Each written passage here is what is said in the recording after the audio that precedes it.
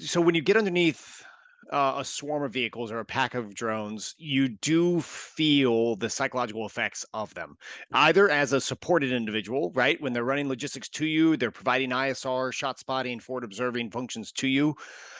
You feel a different type of technology in a way that you grab a new device, you really don't.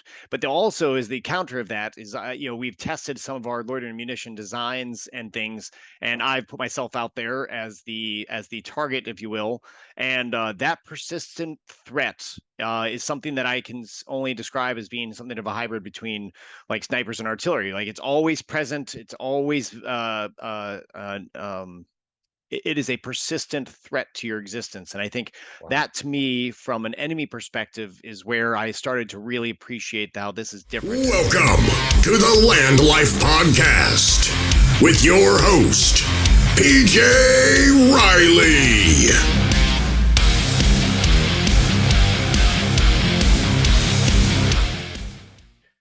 Hey guys, welcome to the LandLife podcast. My name is PJ Riley, but you already know that. Guys, if you're getting value from this podcast, like, subscribe, leave comments. That's the only way I'm going to keep getting good guests. I'm getting pretty quality, high-level guests right now. And the only way I'm going to keep doing that is if you leave comments and, keep the, the YouTube internet world algorithm going. Guys, today I got Chris Thobaben. Chris has got one of the most interesting stories that I've ever heard. And he's not a real estate investor. He's not buying and selling sports cards. He doesn't own some sort of business, on Main Street. Chris, we'll get into what you actually do in a second, but how are you? I'm good. How are you doing today? I'm doing awesome, man. What part of the country are you in? Vancouver, Washington. Vancouver. All right. And the business, Maren-Go. Now, here's the tagline on Maren-Go. When I looked up your website, disruptive innovation for the U.S. military. How cool is that? Yeah, no, I came into it from the Marine Corps side of things and recognized when in the innovation space on the Marine Corps side how difficult it is for tech to transition to the warfighters and how little innovation specifically on the logistics side had made it. And I committed myself back in 2018 to have the perseverance to make sure that technology gets to the warfighters soonest.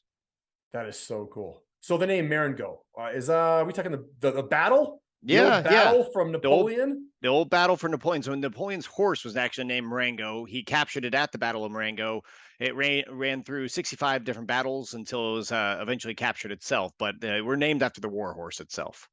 Okay, now the name Maren-Go, though. What's the play on words there? So Marengo, the horse, right? It was the steed by which this leader of war who fought in the trenches with his war fighters got out there and was able to lead from the front in many examples. But go is just an example, or it's a play on words for the fact that we make things go by themselves. So autonomous vehicles in groups or packs or swarms. Okay, groups, packs, or swarms. This is like I don't know, like a movie, like some sort of high-tech GI Joe movie. So when you get underneath a swarm of vehicles or a pack of drones, you do feel the psychological effects of them, either as a supported individual, right? When they're running logistics to you, they're providing ISR, shot spotting, forward observing functions to you. You feel a different type of technology in a way that you grab a new device, you really don't. But there also is the counter of that is we've tested some of our loitering munition designs and things, and I've put myself out there as the target, if you will. And that persistent threat is something that I can only describe as being something of a hybrid between like snipers and artillery. Like it's always present, it's always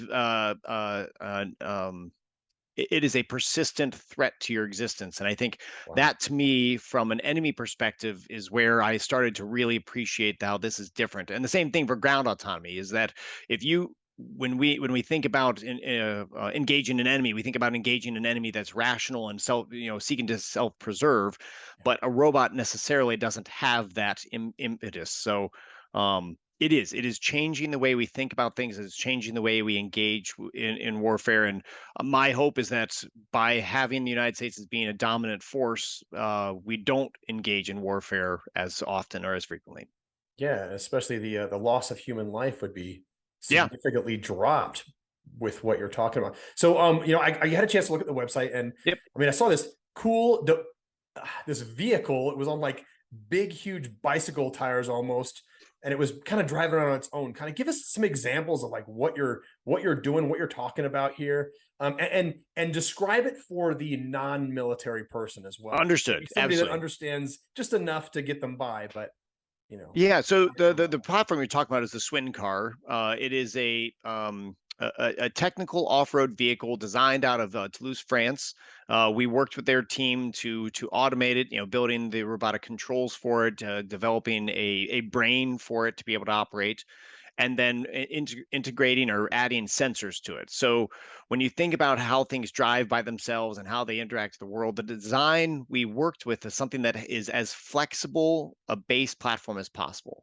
And so when you think about what environments we're trying to get out into, the Swin Car, as an example, allows for very flexible employment. It's self-centering. Because it does that, it's able to perceive the ground in a different way than something that is bouncing all over the place. If you've ever done off-roading, you're bouncing constantly. Each individual arm extends and supports itself, so they're interacting with the ground independently, and the bucket or the center is remaining much more stationary. So we've thought of things to integrate or deploy that are as flexible as possible. I coined it as kind of like this blue collar of autonomy. So something that's low cost can be employed by a farmer. And I grew up on a farm. The mindset I have is like, you buy a tractor, a John Deere, a Ford, a Kubota, whatever it is, to accomplish many tasks, and not just a task that you immediately have, but one that you don't know. And these platforms allow us to support those routine tasks that occur every day, but be flexible enough to engage one that we may not understand for tomorrow. Okay, so I know automation in like a business sense. Yeah. So an email that always goes out, right? Somebody does this, it triggers this, it sends an email out, correct? Yep. Rule based. Are we kind of talking about the same thing in the physical world? We are, right. So Wow. we're not going after. There's a lot of companies out there that go after advanced artificial intelligence, machine learning to solve complex problems. So think about it as like the robots that go into disasters. They find a disaster and then they navigate their way through an environment to find people that might be injured or things of that nature. They're making an enormous they're making extremely complex decisions based off of what they can perceive. The challenge that we've seen is that AI, artificial intelligence, and machine learning has not transitioned because they seek to solve too complex of problems. The same reason you don't see like cars driving by themselves. Even Tesla, probably one of the strongest automation companies in the world, still can't handle all those unique cases of like this weird corner with a cone, a grandmother in a cart. Like those things are just very hard to deploy with confidence. So what we've gone after is, like you're describing, like that email rule of like, if this, then that. If we can provide a routine environment, like airfields for us is a great environment, right? It's very sanitized, it's flat, it has rules, entry lanes, things like that. And so if a requirement comes up to deliver something there here or tow something there, it has entry and exit points already defined. The rule is very simple. So just like with Uber or Lyft, you log in, you say, I need something here. Yeah. Those rules then deploy the system. So just like you're talking about with the email example, the environment is permissive for autonomy in a way that maybe a disaster scenario or earthquake scenario wouldn't necessarily be. Yeah. Yeah, this is super cool. So it's basically it's kind of like the email example. It's just a mundane type task, like an everyday task. I have to transport this amount of widgets to that location. Correct. That's what we're talking about every Precisely. single day. And it can do it now. Can these vehicles, they can do it completely on their own? They can. They can in the environment that they're designed to do it in, right? So you could put it into the city of New York, for instance, and you could deploy it, but it would not. It would be unlikely to accomplish the same delivery mission necessarily, because of the complex environment that New York presents, with people blocking roads and things of that nature. So you'd see a lot of stops along the way. Whereas on an airfield or on a farm, for instance, where there's not, you have established open fields or established open areas, it can then make a decision on its own where to bypass, and it's not constrained by a sidewalk to its left and its right. It's constrained by an airfield or a grassy field. And so, yeah, it can produce routine results. This is why automation and like pesticide application, weeding applications, harvest applications, planting applications have made it into the market in a way that other more advanced and complex technologies haven't. Okay, so this is primarily for the military. Have you looked at private sector stuff for you specifically? Yeah, we have. So we have a joint venture with Sensing Robotics on several efforts. So they manufacture a hive. It is, think of it, a drone vending machine. You have 80 drones in a box. They launch and they recover and recharge autonomously. So we're looking at different applications for that when it comes to backcountry firefighting, when it comes to supporting energy projects as they, like Superfund sites to do inspections. The Coast Guard actually has and the FAA has allowed for a waiver so we can employ over the San Francisco Bay and support their search and recovery efforts and security efforts. So deploying these systems out has applications beyond just the martial world. And we see, just like with the airfield I was talking about, what we're doing at McGuire Air Force Base can translate to Cincinnati, to LAX, and things like that, to facilitate those routine actions that need to happen 24 hours a day. This is the coolest thing I've ever heard of. It's coming along, man. We are at, there's always, dawns of new ages. And I think where autonomy stands right now, we are, and for the next probably 20 to 30 years, going to see a remarkable transition, just like you have in factories where, again, controlled environment, routine applications, human employment, we're at maximum employment regardless of all these robots, but productivity has gone up because of those robots. And I think the same thing is going to happen in these outdoor environments, as humans start leveraging robots and autonomy in gradually more advanced situations. Yeah, speaking of that, are you getting any kickback from people that are like, I don't want robots to take my job? Yeah, so, but and that, I would confront them with, we're not trying to take anybody's job. We're trying to expand the capabilities of their job. So when you think about like a bakery, for instance, we're working along. They're a separate organization, Faction, out of San Francisco, is supporting several bakeries down there doing deliveries autonomously around San Francisco. Their application of effort is not taking away the baker's job. It's just allowing the bakers to be able to deliver their product out there. And I think that it does undermine gig jobs. So those jobs that you're picking up to cover, those margins of your income. But for professionals, by and large, bus drivers, for instance, another one. Well, what about the bus drivers or truck drivers? Those jobs are in such high demand now. I think right now, trucking is like 400,000 truckers short in North America. Like, Wow. we're not going to deploy 400,000, long haul truck drivers in any reasonable amount of time. And the number of truck drivers continues to decline year over year as a percent of our population. We're simply allowing the companies, the customers, all the consumers out there that depend on trucks to get them the goods they need or to move their own goods to be able to do so. So I think there are going to be impacts, and I don't want to minimize or remove that, but at the same time, it's going to be like robots in the factory. You're just going to expand the production of the factory. You're going to expand the output without having the requirement to grow that many more people. And again, we're at what, 3.5% unemployment right now, and we've had automation taking over for 30, 40, 50 years. Yeah. Yeah. So I'm interested in who is we? Like, how big does your company have to be? How big are you currently now, and how big do you anticipate being? Like Yeah, so human we're beings. small. I think, what you have to, we're small. We're 6 people. We are predominantly located in the Vancouver area, but we also have the West Coast and East Coast, and Toulouse, France as well. So we are expecting to grow over the next couple of years. We have several contracts that are sizable, especially with regards to the Air Force and what I was talking about, the forestry service. No contracts exist there, but I have great hope that, we've been fighting fires the same way because of necessity, and this is a way to keep our firefighters safe and to protect people that live in forested areas, as the climate changes and things like that, we have to respond. So I anticipate that we're going to be growing.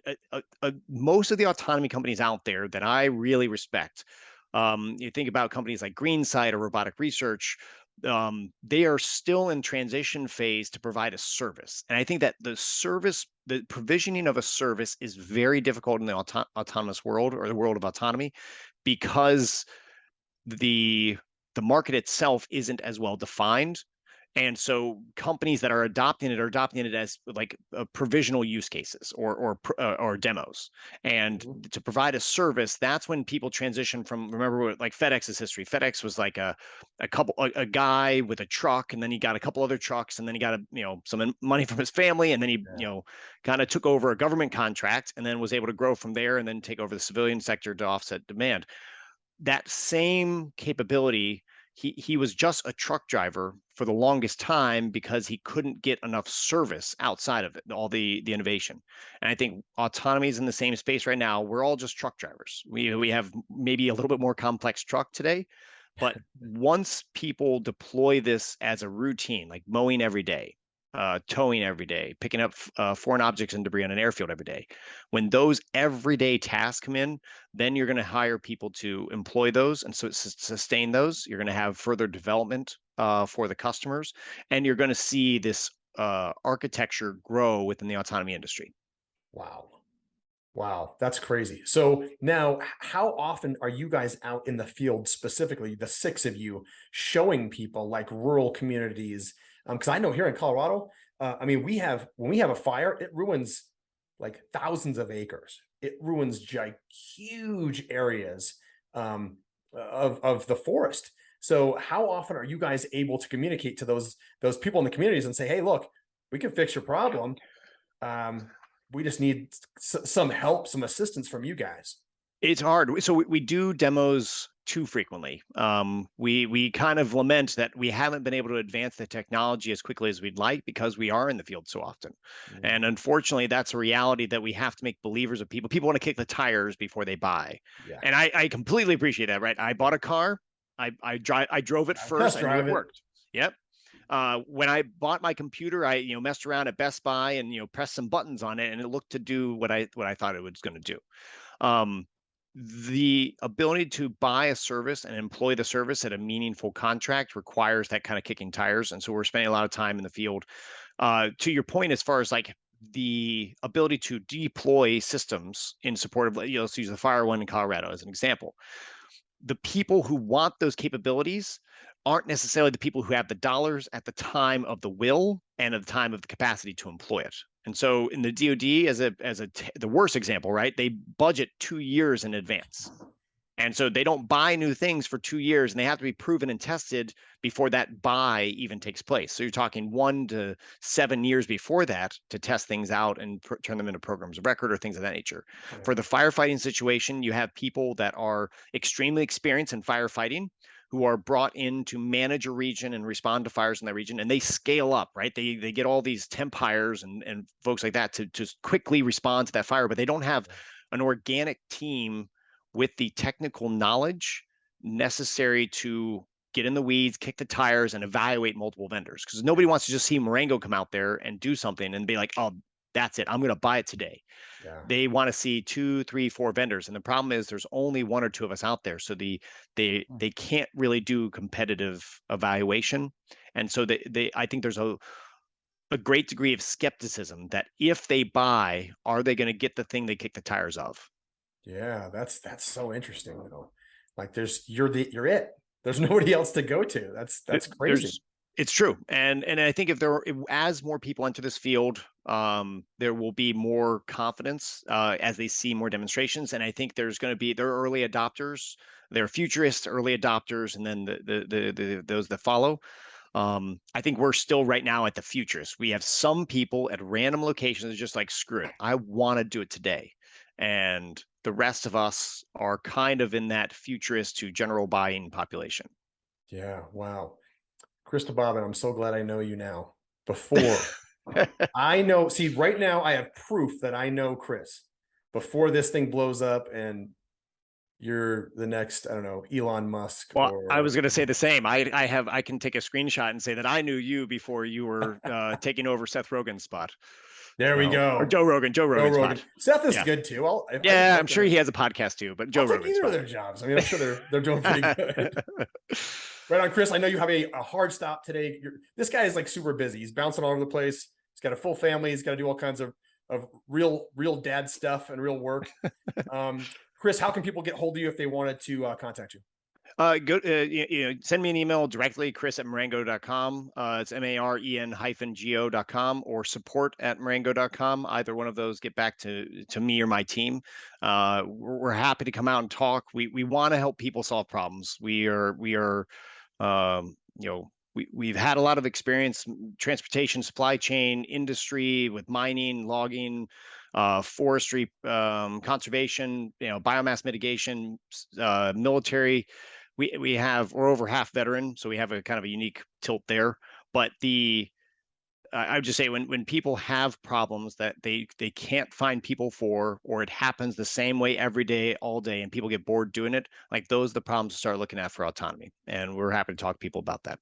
That's awesome. Chris, here's the big question that we finish every podcast with. We are LandLife. We buy and sell dirt and trees. Yeah. If you could buy land, Chris, anywhere in the world, where would it be and why? I would buy a Pacific island that has high ridges and can grow stuff year round. I love the concept of being self-sufficient. I grew up on a farm, and I like the water. So how can I have both? The Pacific Island, man, is the way to go. Pacific Island. Are we talking like South Pacific? Or are we talking out by you guys? Yeah. South Pacific. There's technology out there to generate water now. So it's the best unsinkable ship is an island, and that's where I'd like to be. What a great! I've never heard that. The best unsinkable ship is an island. That's it. All right, Chris, I'm going to work on that, and I'll get back to you and find out. I'll let you know what I have. Find me an island. It's for sale. Maybe we can talk something out here. Sounds good. We'll do a trade. Yeah. Right on, Chris. I appreciate it, man. I'll let you go now, guys. Till next time on LandLife. Thanks.